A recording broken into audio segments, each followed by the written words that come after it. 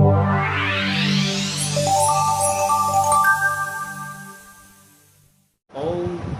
श्री गोविंदाय नमो नमः। हमारी इस सृष्टि में जड़ चेतन सभी में भगवान का निवास होता है और इस प्रकृति में हमें हर जगह हर क्षण पल प्रतिपल कुछ न कुछ सीखने को प्राप्त होता है। बिना विचार किए, बिना जाने, बिना चिंतन किए हमें कभी किसी की त्रुटि निकालने का कोई अधिकार नहीं होता है। बड़े बड़े गुरु और मनीषी लोग कई बार जो कहते हैं उसका वास्तविक अर्थ वो नहीं होता जो वो कहना चाह रहे हैं। कहते कुछ और हैं, अर्थ की गूढ़ता कुछ और होती है। यथा दुर्वासा ऋषि का नाम श्रीमद् भागवत पुराण में आता है। ऋषि दुर्वासा जो स्वयं ज्ञान के देवता, विश्व के गुरु, सबके गुरु, भोलेनाथ के स्वरूप हैं, अंश हैं, ऐसे ज्ञान के देवता, महाज्ञानी, धीर और गंभीर देवर्षि ऋषि दुर्वासा ऐसे इतने अधिक क्रोधी कैसे हो सकते हैं, जिन्होंने अपनी संपूर्ण इंद्रियों को अपने योग बल से अपने बस में कर लिया। उनका वह कार्य जगत को शिक्षा देने के लिए और भक्ति की महिमा को बताने के लिए ही किया जाता है।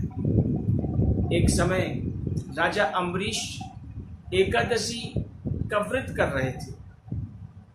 एकादशी तिथि समाप्त होकर के द्वादशी तिथि लगने वाली थी और उसी समय दुर्वासा जी वहां पर पहुंच गए।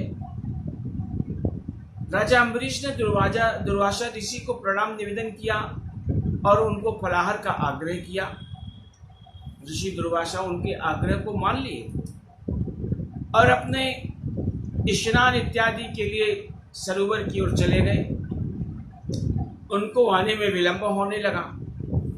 राजा अम्बरीश धर्म संकट में पड़ गए कि गुरुदेव अब क्या करूं। द्वादशी तिथि लगने के पहले व्रत का पारायण करना होता है और अब कुछ ही समय बचा है और ऋषिवर अभी तक आए नहीं हैं। अपने आचार्यों से उन्होंने सुझाव लिया तो आचार्यों ने कहा कि शास्त्रों में एक विधान है, अगर जल पान कर लिया जाए तो जल पीने से पारायण होता भी नहीं है और जल पीने से पारायण हो भी जाता है। इसलिए जल पी लेने से दोनों बातें रह जाएंगी।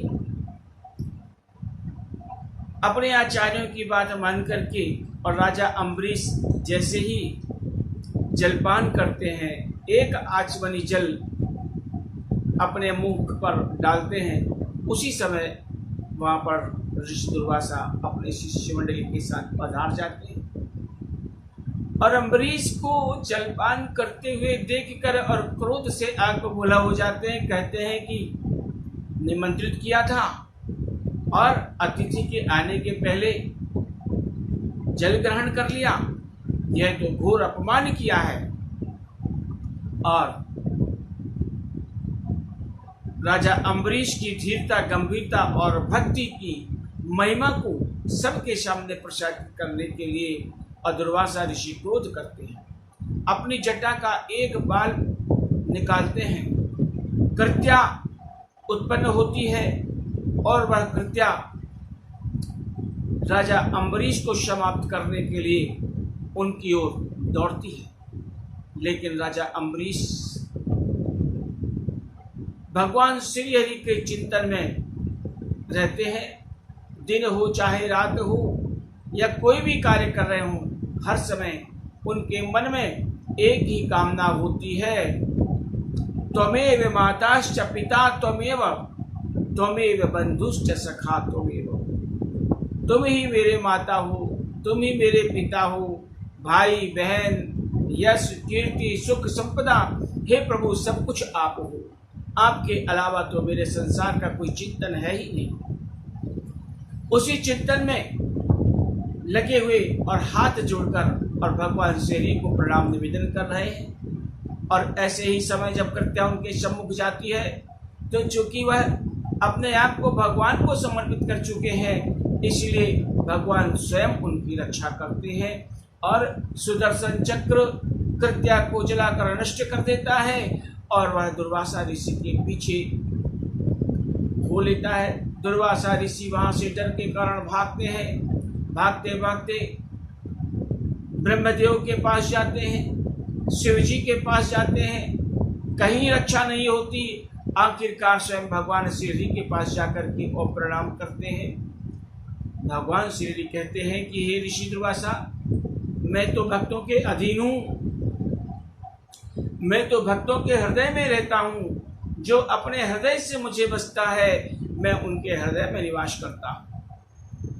मैं भक्ति पर हमेशा जहाँ जहाँ मेरे भक्त होते हैं, जहाँ जहाँ प्रेम श्रद्धा से मेरी भक्ति की जाती है, मैं हमेशा वहीं पर होता हूँ। हे दुर्वासा, आपने राजा अम्बरीश का अपराध किया है और वे मेरे परम भक्त हैं। उनके हृदय में, मन में, वाणी में, उनकी आंखों की दृष्टि में और उनके कर्ण में हर जगह मेरा निवास है, क्योंकि हर समय, हर स्थिति और परिस्थिति से वे सिर्फ मेरा ही प्रभाव करते हैं, मेरा ही जप करते हैं। इसीलिए अगर क्षमा चाहिए तो राजा अम्बरीश से क्षमा मांगे, वही आपको बचा सकते हैं। ऋषि दुर्वासा श्री को प्रणाम करके और राजा अम्बरीश के पास जाकर उसके पैरों को पकड़ करके क्षमा मांगने लगते हैं। राजा अम्बरीश बड़ी विनम्रता के साथ में कहते हैं, अरे हे ऋषिवर, आप यह क्या कर रहे हैं? हाथ जोड़कर विनम्रता के साथ उनको उठाते हैं, भगवान को प्रणाम करते हैं कि प्रभु, मेरे कारण गुरुदेव ऋषिवर को झुकना पड़ रहा है,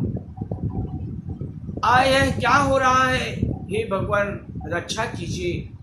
जैसे ही राजा अम्बरीश मन में प्रणाम करते हैं, श्री को सुदर्शन चक्र वहां से अलग हो जाता है।